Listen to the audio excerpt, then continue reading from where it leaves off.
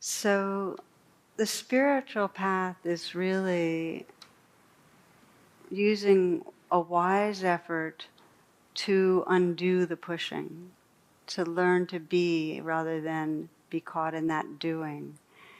And one of my favorite descriptions of this undoing is a poem called Reverse Living. Okay? And it starts like this. It says, life is tough. It takes up a lot of your time, all your weekends. And what do you get at the end of it? Death, a great reward. I think the life cycle is all backwards. You should die first, get it out of the way. Then you should live 20 years in an old age home. You get kicked out when you're too young. You get a gold watch. You go to work. You work for 40 years until you're young enough to enjoy your retirement. You go to college. You party until you're ready for high school. You become a little kid. You play. You have no responsibilities. You become a little boy or girl. You go back into the womb. You spend your last 9 months floating. You finish off as a gleam in someone's eye.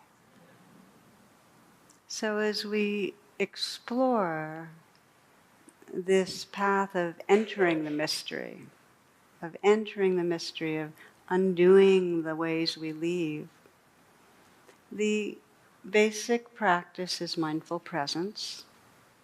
That rather than pushing the boulder, we stop, we pause, we become aware. And in that pausing, there's an attitude that is hugely important for touching the mystery, and that is interest or curiosity. Some of you might have read Zen Mind, Beginner's Mind. In the beginner's mind, there are many possibilities. In the expert's mind, there are few. The mind of the beginner is empty, free of the habits of the expert, ready to accept and open to all the possibilities. In the beginner's mind, there are many possibilities. In the expert's mind, there are few.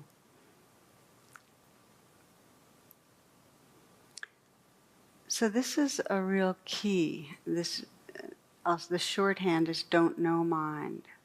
That we get lost in thinking, we think we know we're right, there's certainty, we're in our storyline, and something in us goes, okay, thinking, pause, and then just enters the senses. Like, who knows what's true? Contact what's right here now. Let go of the ideas, let go of the certainty, open to this infinite possibilities that are right here now. So the remainder of mindful practice, once we have this attitude of curiosity, is touch what's right here, contact the senses. You can experience it right now if you just say, well, what's happening inside me right now? Contact the senses, feel it, and let it be there, openness. It's contact and openness. That is the entry to the mystery. Contacting the senses and openness.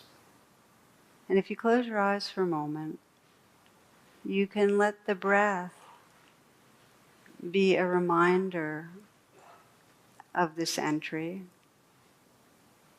and sense with the in-breath that you're willingly contacting exactly what's most alive in the body and the heart. So the in-breath is that contactful attention, recognizing what's going on inside you. It's as if you're asking the question, what is happening? And the in-breath is bringing your attention to what's happening. The out-breath is connecting to the space that's around you and within you.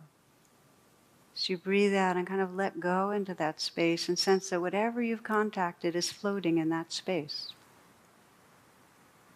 So practice for a few moments breathing in and sensing whatever is most predominant in the sensory awareness.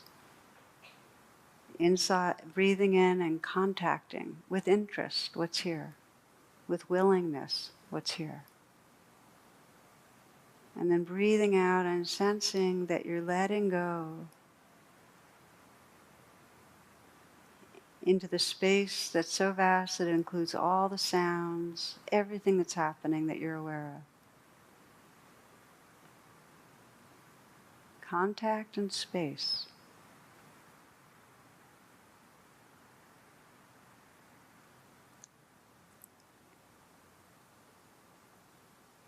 Sometimes as we come into mindful presence, it's more important to emphasize the contacting, to really feel what's right in the body. So we might spend a number of breaths mainly emphasizing that in-breath, especially if we feel dissociated from the senses.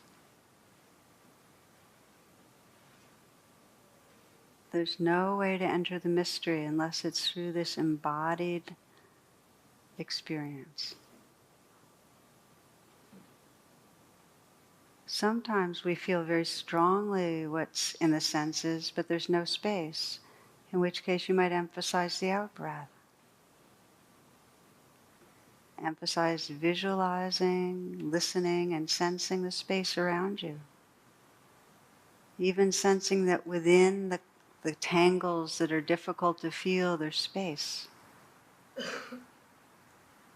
Contact and space.